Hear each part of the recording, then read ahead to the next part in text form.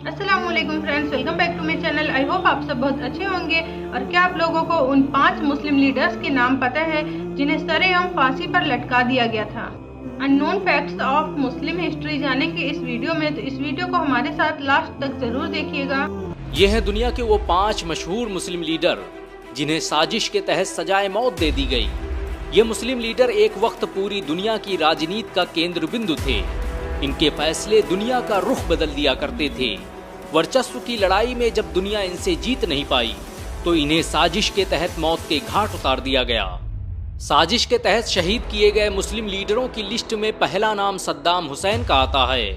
इन्हें आज भी इराक का सबसे लोकप्रिय हुक्मरान कहा जाता है। सद्दाम हुसैन ने इराक के लिए जो किया वो आज तक कोई नहीं कर पाया।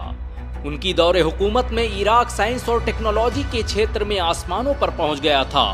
उनकी दौरे हुकूमत में ही इराक आधुनिक मिसाइलों को बनाने में कामयाब हो पाया। सद्दाम हुसैन की बढ़ती लोकप्रियता और उनकी कामयाबियों को देखते हुए अमेरिका ने साजिश के तहत उन पर 148 लोगों को मारने और परमाणु हथियार रखने का इल्जाम लगाकर मुकदमा चलाया। सद्दाम हुसैन फिलिस्तीन की आज़ादी के समर्थक थे और ये बात भी अमेरिका और उसके सहयोगियों को नागवार गुजरती थी।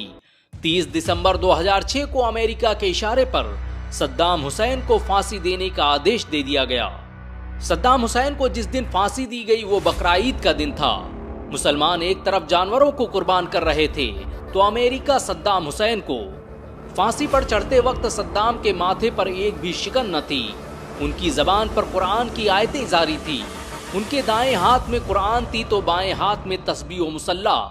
फांसी पर चढ़ने से पहले उन्होंने कुरान जल्लाद के हवाले की और अल्लाहु अकबर के नारे के साथ फंदे पर पहुंच गए। सद्दाम ने उस कपड़े को भी पहनने से मना कर दिया जो आमतौर पर फांसी के वक्त पहनाया जाता है। सद्दाम को आज भी दुनिया हीरो के रूप में देखती है। साजिश के तहत शहीद किए गए मुस्लिम लीडरों की लिस्ट में दूसरा नाम शाह फैसल का आता है। सऊदी अरब अगर आज इतना ताकतवर है तो उसके पीछे सबसे बड़ा हाथ शाह फैसल का है। सऊदी अरब में सैटेलाइट टेक्नोलॉजी से लेकर मोबाइल और टीवी को लाने का काम शाह फैसल ने ही किया था। उनके ही दौर में ओआईसी की रूपरेखा तैयार की गई जो 57 मुस्लिम देशों का सबसे बड़ा संगठन है। बेल्जियम सहित दुनिया के बहुत से देशों में इनके कहने पर ही मस्जिदें बनाई गई। शाह फैसल अमेरिका को उसकी औकात दिखाने वाले पहले राजनेता थे। 1973 में अरब इजराइल जंग के दौरान जब अमेरिका ने सऊदी अरब को धमकी दी कि अगर तुमने तेल सप्लाई शुरू नहीं की तो हम तेल के कुओं पर बमबारी कर देंगे, तुम्हें जंगलों में रहने पर मजबूर कर देंगे, तब शाह फैसल ने जवाब दिया कि तुम तेल के बगैर जी नहीं सकते, चल नहीं सकते, लेकिन तुम्हें पता नहीं कि हम रेगिस्तान से आए हैं। हमारे पुरखों ने खजूर और दूध पर जिंदगी गुजार दी। हम पीछे जाकर फिर से वहीं से जिंदगी शुरू कर सकते हैं, लेकिन किसी बेगुनाह का खून नहीं बहने देंगे। अगर बात फिलिस्तीन की है तो वो आजाद होकर रहेगा। शाह फैसल दिन ब दिन अमेरिका के लिए खतरा बनते जा रहे थे। पहली बार कोई मुस्लिम राजनेता था जिसने अंतर्राष्ट्रीय स्तर पर अमेरिका को आंखें दिखाई थी।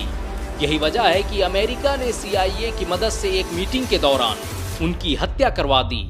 उनकी हत्या करने वाला कोई और नहीं बल्कि खुद उनका भतीजा फैसल बिन मुसाद था। कहा जाता है कि वो एक CIA एजेंट था और अमेरिकी खुफिया एजेंसी के लिए काम कर रहा था। साजिश के तहत शहीद किए गए मुस्लिम लीडरों की लिस्ट में तीसरा नाम मोहम्मद मुर्सी का आता है। ये लोकतांत्रिक तरीके से चुने गए मिस्र के पहले राष्ट्रपति थे। मोहम्मद मुर्सी ने राष्ट्रपति बनने के बाद मिस्र में इस्लाम के प्रचार प्रसार का बड़े पैमाने पर काम किया और उनकी यही अदा मुस्लिम विरोधी देशों को पसंद नहीं आई। मोहम्मद मुर्सी खुद एक हाफिज कुरान थे और उन्होंने मिस्र को इस्लामी विचारधारा के तहत चलाने की कोशिश की और उनकी यही कोशिश उनकी मौत की वजह बन गई। अमेरिका, इजराइल और उनके सहयोगी देशों ने मोहम्मद मुर्सी और उनकी पार्टी मुस्लिम ब्रदरहुड पर विरोधी नेताओं और पत्रकारों को कत्ल करने का इल्जाम लगाकर उन्हें गिरफ्तार करवा दिया। वजह बस यही थी कि मोहम्मद मुर्सी इस्लामी विचारधारा को पसंद करते थे।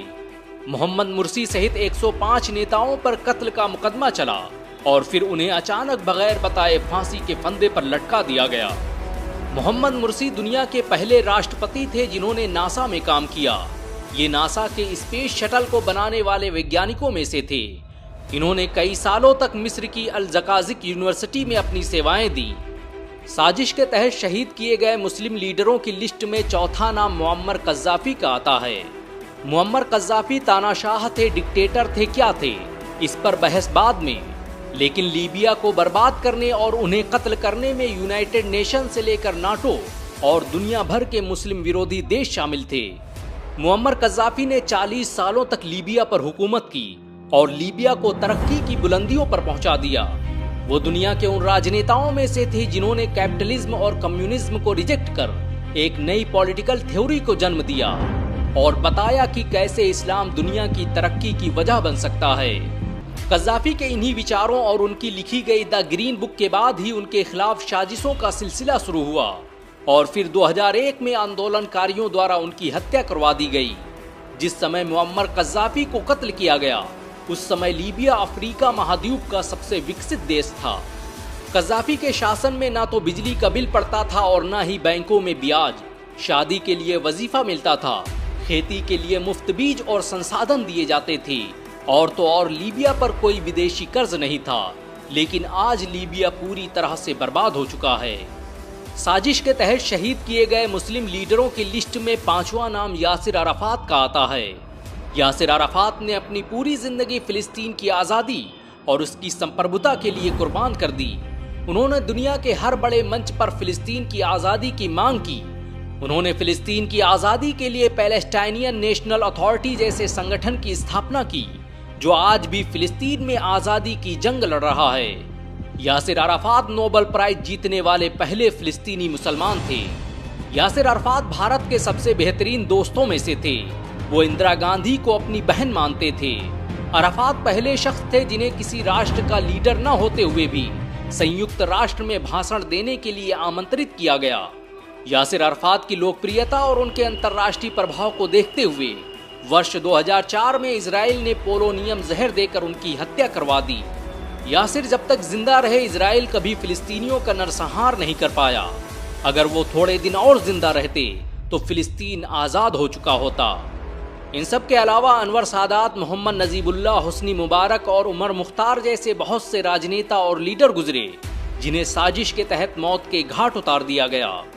आज भी अगर कोई मुस्लिम राजनेता खुलकर अपने अधिकारों या दुनिया भर में मुसलमानों पर हो रहे अत्याचारों की बात करता है तो विरोधी देश या तो वहां पर सत्ता परिवर्तन करवा देते हैं या फिर उसे मौत के घाट उतार दिया जाता है। तुर्की जैसे देश में रज्जब तैयब एर्दोगान के खिलाफ रचा गया षड्यंत्र इसका सबसे बड़ा उदाहरण है। वैसे इनमें से किस लीडर ने आपको सबसे ज्यादा प्रभावित किया? नीचे कमेंट में जरूर बताएं। ऐसी ही और इन्फॉर्मेटिव वीडियो देखने के लिए हमारे चैनल को सब्सक्राइब करें। चलिए मिलते हैं एक नई वीडियो के साथ।